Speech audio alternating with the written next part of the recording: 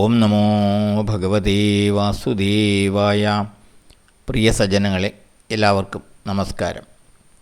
സത്സംഗവേദിയിൽ നമ്മൾ ശ്രീമദ് ഭഗവത്ഗീതയിലെ 14-ാം അധ്യായമായ ഗുണത്രയ വിഭാഗയോഗത്തിലെ 2 ശ്ലോകങ്ങളാണ് പൂർത്തിയാക്കിയത്. ഇന്ന് നമുക്ക് 3-ാമത്തെ ശ്ലോകം നോക്കാം.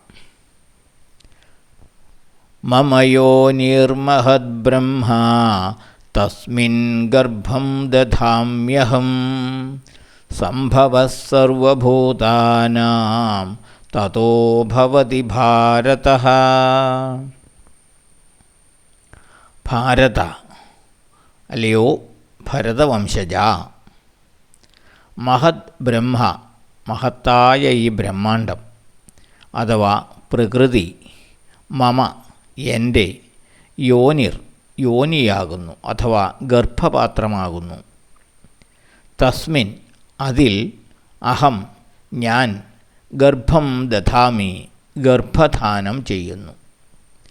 സർവഭൂതാനാം സംഭവഃ സകല ഭൂതജാലങ്ങളുടെയും ഉൽപ്പത്തി, തതഃ അതിൽ നിന്ന്, അതായത് ഈ സംയോഗത്തിൽ നിന്ന്, ഭവതി ഭവിക്കുന്നു.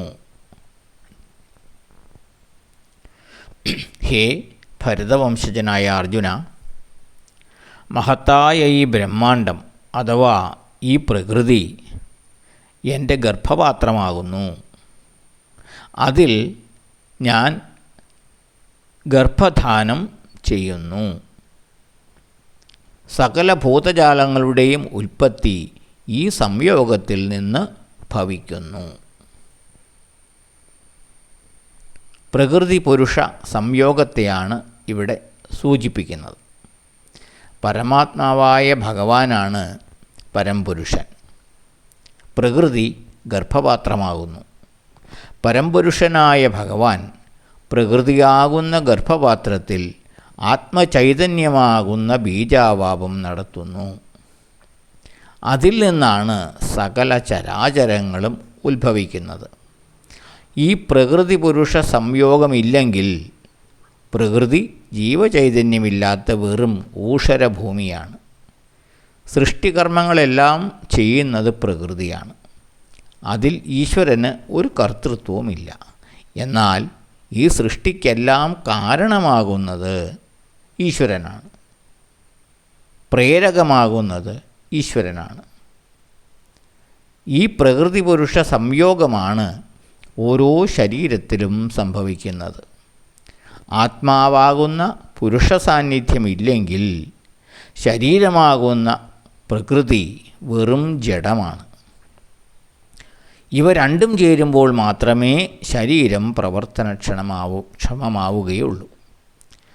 ക്ഷേത്രത്തിൽ ക്ഷേത്രജ്ഞനുണ്ടെങ്കിലേ അത് ചൈതന്യവത്താവുകയുള്ളൂ.